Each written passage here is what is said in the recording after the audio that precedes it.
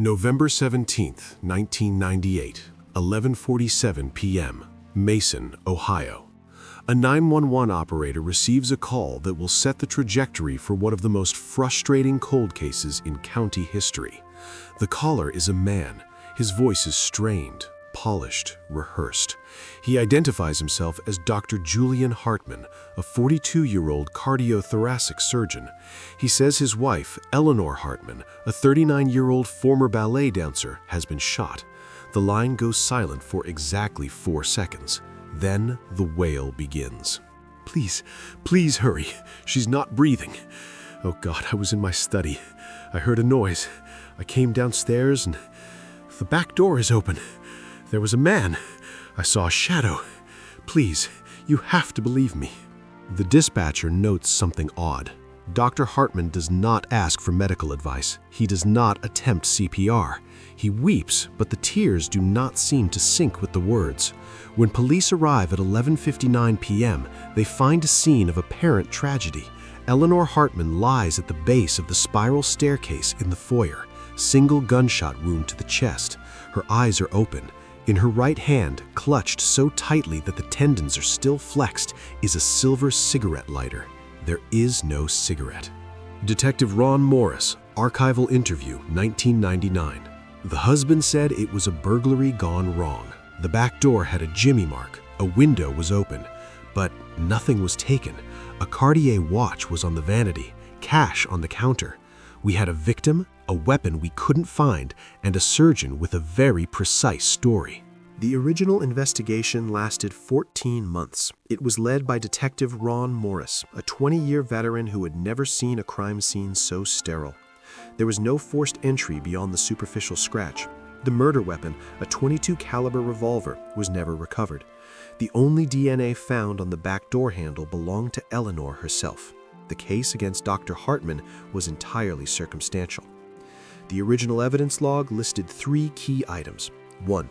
The lighter. Eleanor's fingers were frozen around it, no gunpowder residue on her hands. 2. The study. Dr. Hartman's office was pristine, a single glass of Macallan 18, no fingerprints but his own.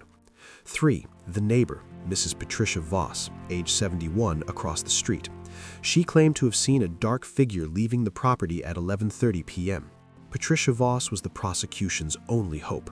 She testified before the grand jury that the figure was male, average height, wearing a hood, but under cross-examination, she admitted she had not been wearing her glasses. The grand jury declined to indict Julian Hartman.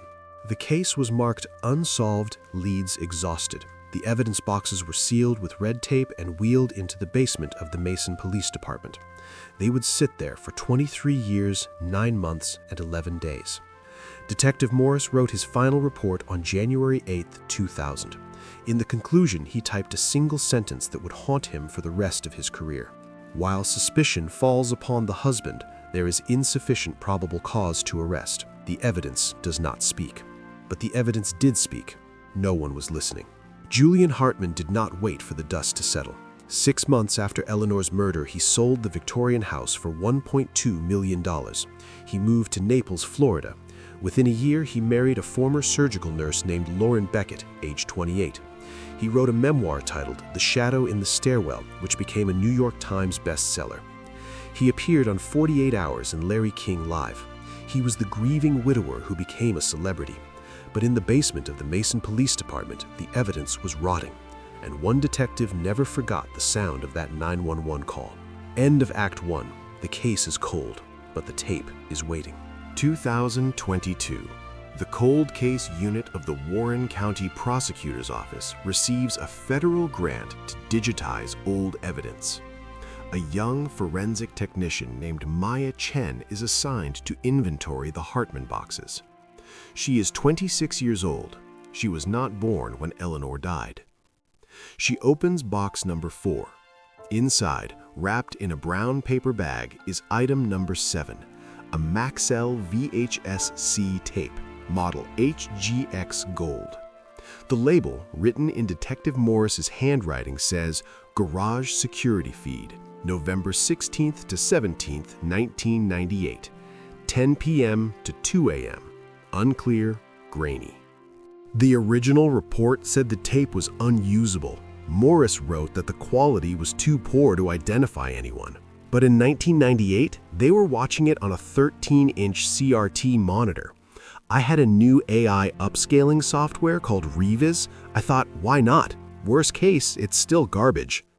Chen inserted the tape into a Sony SVO2000 VCR connected to a Blackmagic upscaler. The tape was brittle. It squeaked.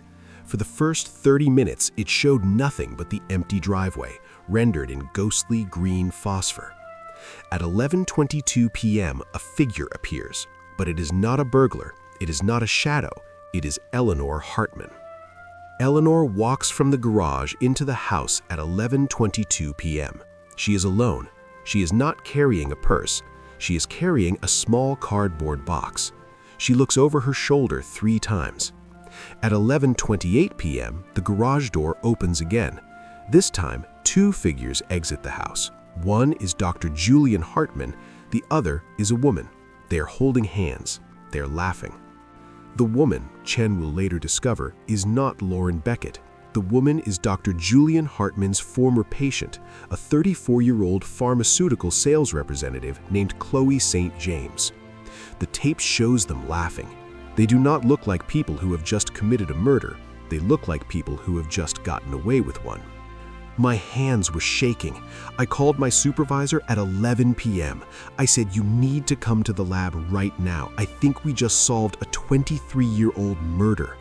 The tape was the first crack in the perfect alibi, but it was only the beginning. With the upscaled footage, the entire timeline of the murder collapses. Julian claimed he was in his study from 10 p.m. to 11:45 p.m. The tape shows him entering the garage at 10:15 p.m., retrieving a firearm from the glove box of his Mercedes and handing it to Chloe St. James. At 10:45 p.m., Eleanor arrives home. The tape does not show the murder, but at 11:35 p.m., Julian and Chloe return to the garage. Julian is carrying a small revolver wrapped in a kitchen towel. Chloe is carrying Eleanor's silver lighter. She wipes it with her sleeve. Then they embrace. Forensic expert Dr. Lena Hassan. The lighter was the key. In 1998, they tested it for fingerprints, only Eleanor's, but no one tested for touch DNA on the inside of the lighter mechanism. When we re-examined the lighter in 2022, we found epithelial cells belonging to Chloe St. James. She had opened the lighter to refill it. Why would a stranger open Eleanor Hartman's lighter? She wouldn't. She was an intimate. The re-examination leads to a new witness, the UPS driver. In 1998, a driver named Gerald Finch reported seeing a woman matching Chloe's description in the Hartman driveway at 8 p.m. on November 16th. The original detective dismissed it as a solicitor.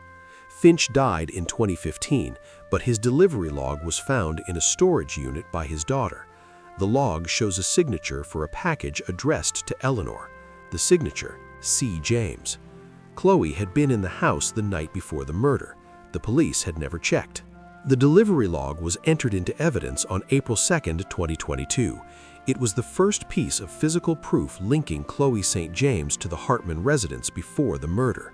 Her defense team would later argue that she was simply delivering a gift, but the gift was never found, and the signature was a lie.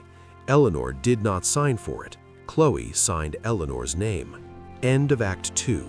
The case is no longer cold. It is boiling. With the VHS tape authenticated, the case is formally reopened on March 14, 2022. The original evidence is subjected to 3 technologies that did not exist in 1998. Number 1, forensic genealogy. Number 2, microspectrophotometry of bloodstains. Number 3, luminol 3D scanning of the staircase. Forensic genealogist Carl Woods. We took a single hair from the collar of Eleanor's coat, originally logged as possibly cat hair. It was not cat hair, it was human, and it contained mitochondrial DNA that matched a maternal lineage traceable to Chloe St. James's grandmother. The probability of random match, 1.7.9 billion. 1 in 7.9 billion. That is not reasonable doubt. That is mathematical certainty. But the true breakthrough came from the staircase. The original report stated that Eleanor was shot at the base of the stairs. The new luminol scan tells a different story. Blood droplets were found on the third step from the top, traveling downward. That means Eleanor was not shot in the foyer. She was shot at the top of the stairs and fell. Julian had moved the body. Why? Because the upstairs hallway contained a second crime scene. Blood pattern analysis is not subjective. When you see cast-off patterns traveling downward, it means the victim was vertical when shot. Eleanor was standing at the top of the stairs, not lying at the bottom. The body was staged. Staged, a word that turns a tragedy into a conspiracy. Police obtained a new warrant for the Naples, Florida home of Julian Hartman. They did not find a weapon. They found a hidden closet behind a bookshelf. Inside, photographs of Eleanor Hartman taken in the last 6 months of her life. She was bruised. She had a fractured wrist that Julian had diagnosed as a sprain. A diary, Eleanor's diary, page 47, dated October 3, 1998. He told me if I leave, he will kill me. He told me if I stay, he will make me wish I was dead. I hid the lighter. It has the proof of her. The lighter. It was never a lighter. It was a recording device, a 1998 keychain spy audio recorder shaped like a cigarette lighter.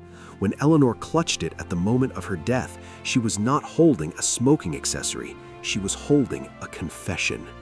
Julian, I know about Chloe. I know about the life insurance. I know you forged my signature. If you don't let me go, I will go to the police tomorrow. Julian Hartman. No, you won't, Ellie. You won't go anywhere. That silence lasted 23 years. Then the lighter spoke again. On June 22, 2022, a SWAT team arrested Julian Hartman at his yacht club in Naples. He was 65 years old. He was wearing a linen suit. He did not resist. He asked for his lawyer. He has not spoken a word since. Chloe St. James was arrested 3 days later in Cabo San Lucas, Mexico. She confessed within 6 hours. Julian Hartman is currently serving life without parole at the Union Correctional Institution. He still writes letters to the judge. He still claims a shadow did it. But the shadow, as the evidence now shows, was his own. End of Act 3. The arrest was made, but the trial was just beginning.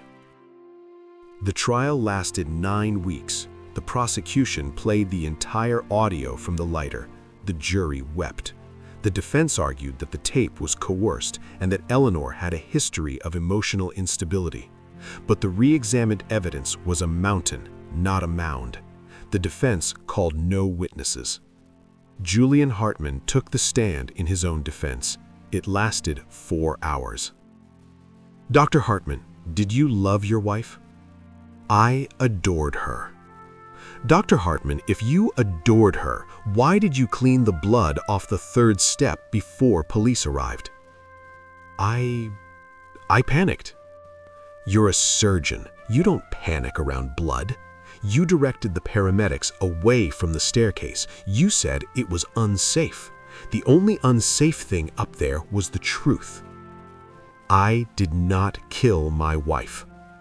Then why did your DNA mix with Chloe St. James's on the inside of Eleanor's lighter? Why did the VHS tape show you handing a gun to your mistress 1 hour before your wife was shot?